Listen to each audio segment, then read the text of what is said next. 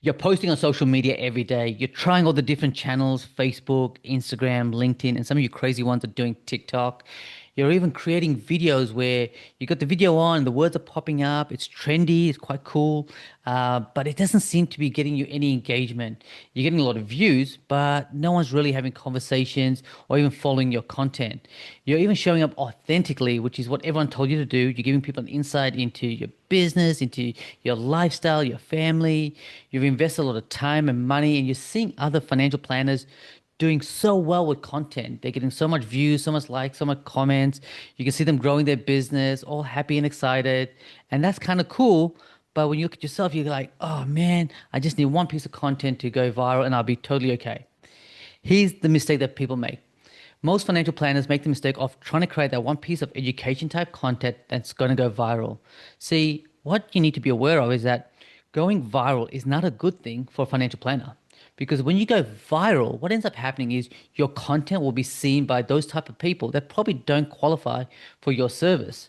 So the way the algorithm works on social media is that if someone sees it and they start engaging with it and you start engaging with them, they're going to push more of their content, so your content to them and vice versa. And it's not going to be right for you.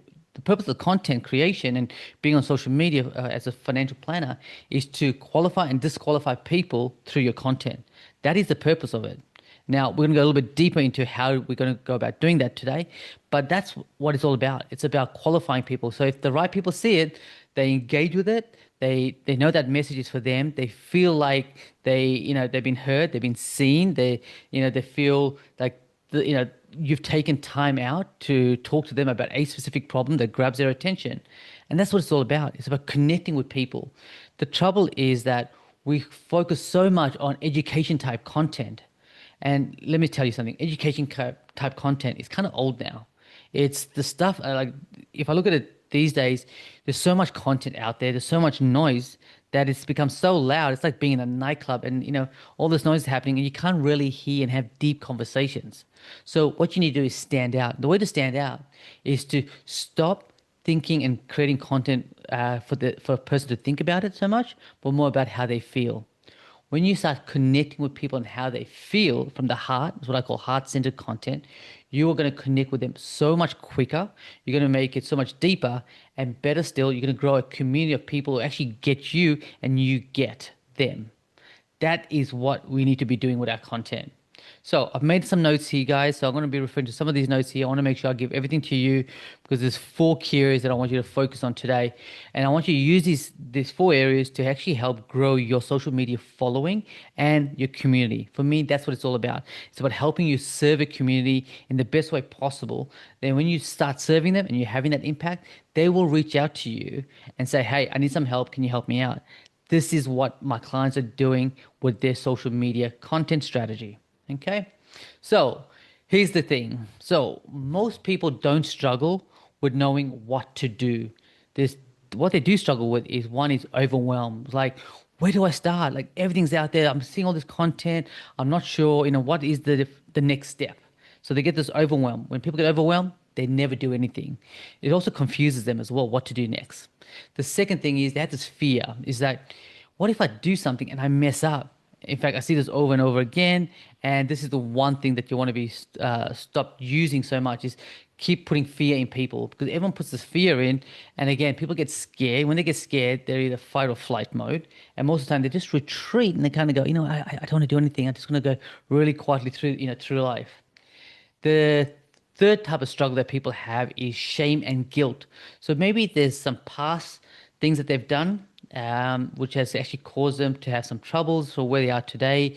And maybe they've got closer to retirement. They haven't been able to do it because of decisions and behaviors they had in the past. And so that shame and guilt is something that they struggle with. And so our goal is to help them overcome that shame and guilt and let them know that it's all okay. And the last thing that they struggle with is doubt. And this is where they feel like they should be further ahead, financially, than they are right now. And when they have that doubt, they're less likely to do anything about funny enough, to do anything going forward. And you probably found yourself in a very similar situation where you've doubted something, like for example, you've been in business and you're trying different marketing tactics and you kind of had this doubt in the back of your head, I should be doing that, but I'm just too scared of doing stuff and doubt creeps in. You watch other people doing it and then imposter syndrome kicks in. You know what I'm talking about. So we have to understand those struggles. When you understand those struggles, then we can start creating content that leads with our heart, that connects us with individuals across the camera or through our content and social media accounts. So, one of the key things we want to be doing is we need to really understand the uncertainty that's going on in our clients' minds. Is what I call, or what we need to do is basically move away from education type content and move more towards what I call behavior based content, which shifts from education to transformation. Transformation content is what's going to get your clients to kind of raise their hands and start having those conversations with you. This is how we're going to do it. So there's four key areas. I want to refer to this. So if you've got a pen and paper, please make sure you write these down. First thing you want to be doing is speak to the internal world. So you've heard me talk about it before. What's going on internally with someone? What are their doubts? What are their fears? What are their, why, what's the overwhelm that they're having right now? We need to start talking about that. When people are experiencing different emotions, also hesitation, this is the time that we need to help them out. So we need to call that out and say, "Hey, we understand where you are." And so let's say, for example, you could be saying, "Let's create a budget." This is an example. It's a bad example, but everyone says, "Hey, you need a budget." But what happens if you say something like, "You don't need a complicated spreadsheet. You just need to feel in control of your money again." Something as simple as that. Rather than point out the quite obvious, point out something more internal to them that actually connects them with like, actually I get that. That makes complete sense. When you can kind of show them that you can shift their thoughts from, and feelings from one to the other, and they go, "Oh, I like this way of thinking," they are more likely again to engage with your content and have those conversations.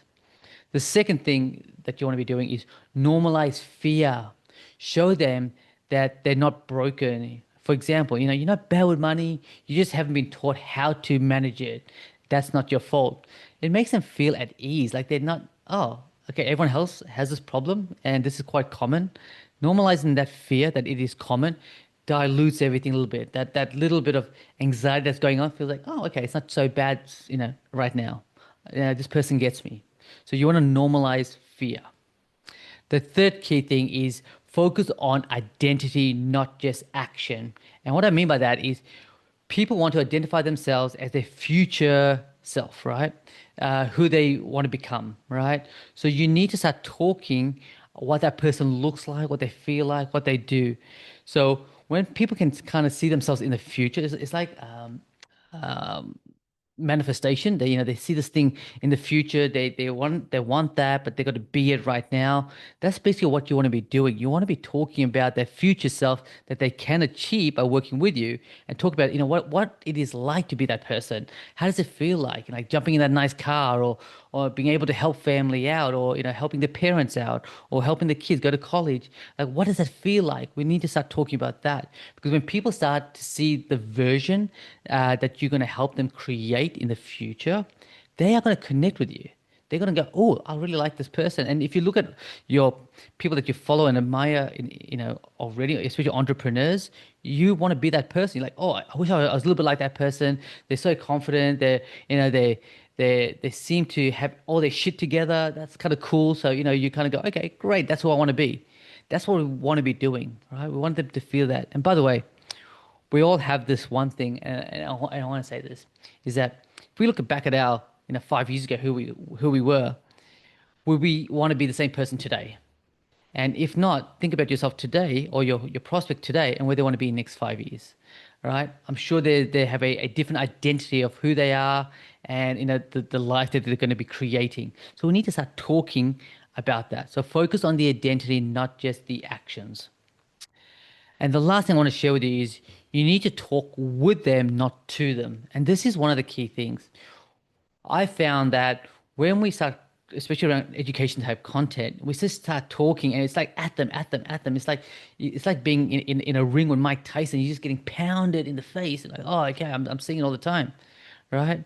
We need to stop that. We need to say, "Hey, Mike, come on our side and start fighting," right? That's what we want to be doing. So when they're with us, it feels so much easier. And we want the clients and prospects and our community to feel like we're with them, fighting the cause to help them achieve their goals and dreams, right? So we need to start talking to the camera, to one person. Never create content with, you know, this is my ideal clients and this is the big community I'm going after. I just want you to just think of one person on the other side of the camera, or even if you're writing content down, think of only working with one person on the other side. Think of it like it's a friend on the other side. And this is how you should be creating the content, like it's a friend on the other side. That you're happy to have that conversation with them, you get excited, you're a bit more empathetic. Hopefully you are. Maybe a little bit sarcastic, depends. But that's what you want to be doing. You want to just create a content that's for them, with them, rather than to them. Okay. See, when you focus on the emotions, the mindset, and the beliefs, it's not just numbers anymore. You start creating content that doesn't just inform but transforms them. And that's what we want to be doing. And when we do that, and this is how we build brands. When people feel like that we've seen them, they feel like they've been heard, they feel like they're encouraged, they're going to connect with us. They're going to connect with us as a brand. They're going to trust us to helping them solve their problems and helping them achieve the new identity that they've been always wanting. So that's the content approach, guys, that I've helped my clients implement. We've got a 45-page content playbook, which is a copy and paste with all the hooks and the way of frameworks and scripts that my clients use. And this is just part of the snippet of what I'm sharing with you today. If you want more information about how I've been able to help my clients transform themselves in terms of growing themselves and then growing their business, hey, feel free to drop me a DM, leave a message below, and I'll get back to you as soon as I can. So again, thanks so much for watching. I really appreciate it, and hope to see you soon.